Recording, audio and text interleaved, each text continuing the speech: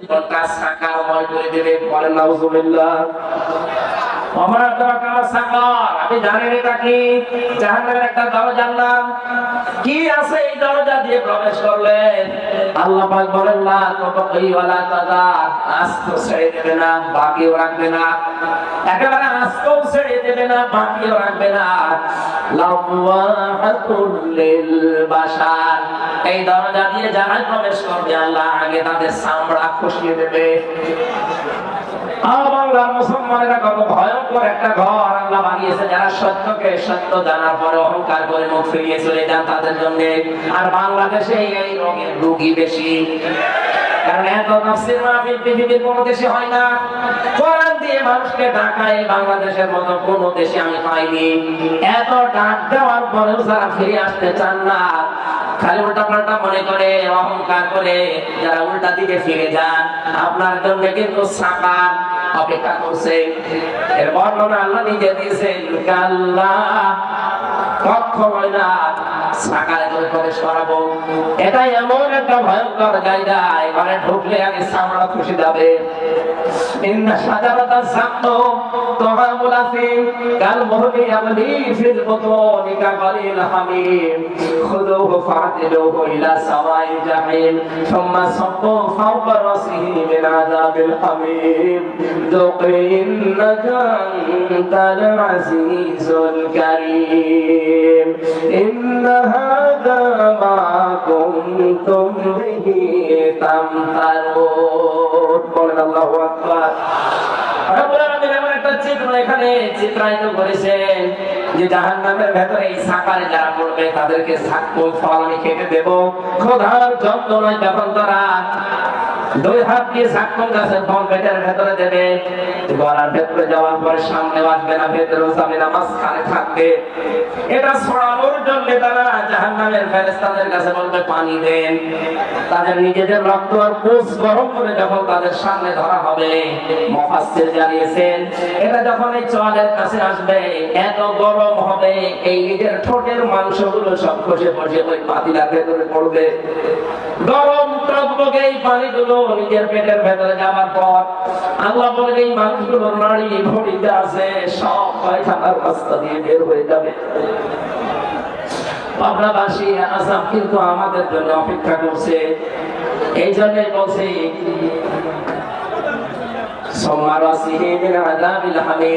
মাথার পরে যখন গরম গরম পানি ঢালা হবে, ফেরেশতারা টিটকারি মারবে আমাদের সাথে, মজা সাকো ইন্নাকা আনতাল আজিজুল কারীম। তুমি তো দুনিয়াতে বড় সম্মানিত ছিলে, মানুষ তোমাকে দেখলে চেয়ার ছেড়ে দিত, মানুষ তো বুঝতো না তুমি কয় নাম্বার, তোমার আমল তোমার আখলাক ওরা বুঝতো না, তোমার দিনের কাজ একরকম, রাতের কাজ আর একরকম। এরকম মানুষ দেশে নেই, আছে মানে আমরা। আমাদের চেহারা থেকে উপরের কাজ বেশ ভালোই লাগে, ভেতরে ভেতরে ঢোকায় এত নিচে নেমে গেছে, শয়তানও অত নিচে নামে না। এখানে যাদের মোবাইল আছে, ফোন আছে, ফ্যাক্স আছে, বাড়িতে কম্পিউটার আছে, এই মানুষগুলো জীবনে এত নিকৃষ্ট গুনাহগুলো এরা করে শয়তানের ধোঁকায় পড়ে যে শয়তানও নিচে নামে না। এই কথা বলে না কেন? যাদের মোবাইলে আকাশবাণী স্মৃতির মাধ্যমে, ইন্টারনেটের মাধ্যমে এমন এমন জিনিস নামান যেগুলো মা আর ছেলে এক জায়গায় বসে দেখা যায় না, স্বামী স্ত্রী পর্যন্ত এক জায়গায় বসে দেখবে তাও লজ্জা পায়, এমন কোন দৃশ্য যাদের মোবাইলে নামানো আছে এই মুহূর্তে ডিলিট করা লাগবে।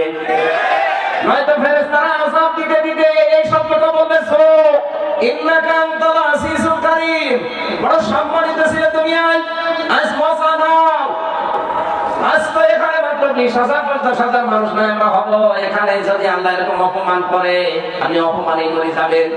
কিয়ামতে কোটি কোটি মানুষ থাকবে, একটা বারে ভাবেন কোটি কোটি মানুষ থাকবে, এতগুলো মানুষের সামনে আমাকে ধরে আল্লাহ অপমান করবে যে দুনিয়ায় তোকে কেউ টের পায়নি, আজকে আমি সব ওপেন করে দেব। তোর মোবাইলে কি থাকবে আজকে আমি সব দেখাবো। বাংলার যুবক সন্তানেরা যারা মোবাইলে এমন দৃশ্য রাখে, এখন যদি আপনি মারা যান আপনার এই মোবাইলটা আপনার বোন ব্যবহার করবে, এই মোবাইলটা আপনার মা ব্যবহার করবে, এই মোবাইলটা আপনার বাবা ব্যবহার করবে। কথা বলেন না কেন? বলেন তো আপনার কি মনে হয় যে মোবাইলটা রেখে গেলে যার ভেতরে মধ্যে উলঙ্গ সবই রেখে দিয়েছেন, এমন এমন নাম্বার রেখে দিয়েছেন, বিবাহিত মেয়েদের নাম্বার, পাশের বাড়ির প্রতিবেশীর স্ত্রীর নাম্বার, ভাবির নাম্বার সেট করে ওলট পালট গল্প করেন যারা।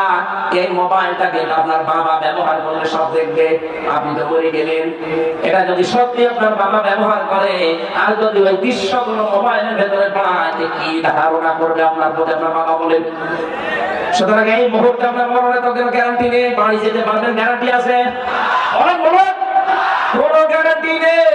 এই মুহূর্তে ডিলিট করা লাগবে।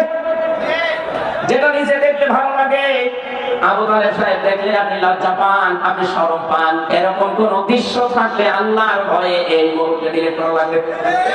কারা কারা করবেন হাত তোলে তো? হ্যাঁ, কি আছে মোবাইলে দেখি, এদিকে আছে না। আমি হাসির খোরাকি দেওয়ার জন্য বলি নাই, হাজারো মানুষের এরকম চরিত্রের অবক্ষয় কিন্তু আরম্ভ করে ফেলেছে শয়তান। কথা বলে না কেন? আল্লাহ কিয়ামতের কঠিন ময়দানে আমরা যেন ধরা খেয়ে না যাই, সকলে বলেন আমিন। রব্বুল আলামিন বলেন, এই ঘরে সাকারে প্রবেশ করতে দেরি হবে, তোর চামড়া খসে যেতে কিন্তু দেরি হবে না। চিন্তা করে তোকে ভয়ঙ্কর ঘর। আমরা রিমান্ডে ঘরে নাম শুনি, আমি যে রিমান্ডে ছিলাম মাটির নিচে, হ্যাঁ ওটা ভয়ঙ্কর ঘর। ওখানে গেলে যে নখ তুলে নাই কি করে আমি দেখেছি, আমার সামনে অনেকের নখ তুলে নিয়েছে হাতের পায়ের, কিন্তু পুরো শরীরের চামড়া কাউকে আমি একবারে খসাতে দেখিনি। চামড়া খসিয়েছে হয়তো হাতের তালু চামড়া, এখান থেকে আস্তে করে ব্লেড দিয়ে কেটে আপনি চামড়া ধরে যদি মাথা ধরে টান দেন দেখবে পুরোটা চলে আসবে। আমি নিজে দেখেছি, একজনের চট্টগ্রামে বাড়িয়েছে এটা, আমার সামনে দিয়ে নিয়ে গেল, কিছুক্ষণ পরে দেখি কাঁদতে কাঁদতে আসছে। জিজ্ঞাসা করলাম, ভাই কি অবস্থা? বলে এই দেখেন আমার হাতের আঙুল নেই, নখগুলো সব প্লাস দিয়ে তুলে ফেলেছে, আর হাতের এই চামড়া এখানে আজকে করে ব্লেড দিয়ে কেটে দেওয়ার পরে রক্ত ফেঁকি দিয়ে দেওয়া হয়, কি যেন ঔষধ আছে এখানে দিয়ে রক্ত বন্ধ হয়ে যায়। তখন এই মাথা যে চামড়া বেরিয়ে আসে, ওই চামড়াটা একটা মেশিন ধরে টান দেয়, পুরো চামড়া চলে আসে। আল্লাহ যে লাব্বা হাতুলিল বাশার দিয়েছেন, রব্বুল আলামিন বলে মানুষের চামড়া তোলা হবে ঘরের ভেতরে, এর তোমাকে হাতের তালু চামড়া তুলেছে, জাহান্নামে শুধু এই ঘরে সাকারে ঢুকবেন, পুরা চামড়া একবারে আল্লাহ তুলে ফেলবে। রিমান্ডে এর অত্যাচার, এর চিৎকার দেখে আমার কান্না চলে আসতো। কিয়ামতের ওই কঠিন সাকারে আল্লাহ পুরা চামড়া যখন তুলবে, বলেন তো কি চিৎকার করবে লোকটা? কে করবে? আমরা। কারণ আমরা সত্যকে সত্য জানার পরে যে সুম্মাত বার অবস্থা বাড়া, যারা সত্যকে সত্য জানার পরে অহংকার করে মুখ ফিরিয়ে চলে যান, ওরকম বলে থাকে আপনার জন্য শাস্তি। আর আমি দেখতে পাচ্ছি বাংলাদেশে শাস্তিটা বেশি হবে। কথা বলে না কেন? এই দেশে এই শাস্তিটা বেশি হবে। চোখে আঙ্গুল দিয়ে হক পথ আপনাদের দেখিয়ে দে, আপনাদের বিশ্বাস না হয়, এখানে যারা আলেম আছে এদেরকে জিজ্ঞাসা করেন। কোরআনে কারীম জানিয়েছে, ওয়ালাম্মা রাআল মুমিনুনাল আহজাব ক্বালু হাযা মা ওয়া'আদানা আল্লাহু ওয়া রাসূলুহু ওয়া সাদাকাল্লাহু ওয়া রাসূলুহু ওয়া মা যাদাহুম ইল্লা ঈমানাও ওয়া তাসলিমা। সূরা আহজাব 21 নম্বর, 19 নম্বর পৃষ্ঠা, 13 নম্বর লাইনের 22 নম্বর আয়াতে আছে। তাফসীর যে কোনটা দেখবেন এটা পাবেন।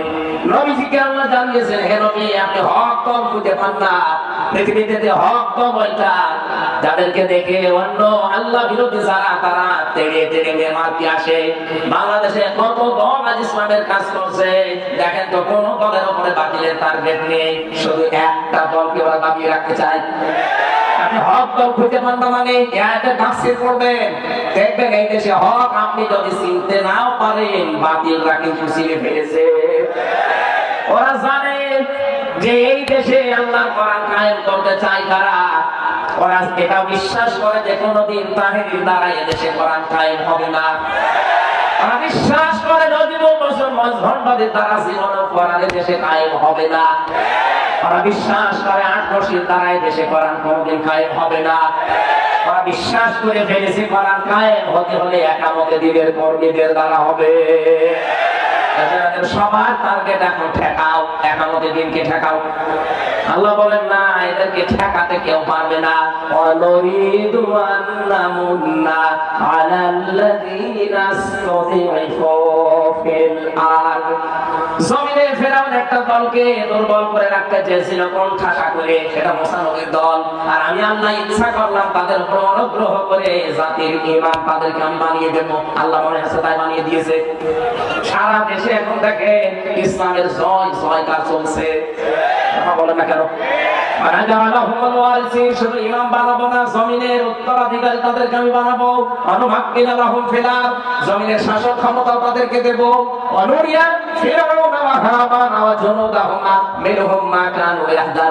আমি আল্লাহ ওদেরকে দেখাতে চাই ফেরাউন হামান আর ওদের সৈন্যবাহিনীকে, ওরা যাদেরকে ভয় পেত তাদেরকে আমি জমিনের শাসন ক্ষমতা দিয়ে ওদেরকে আমি দেখাতে চাই।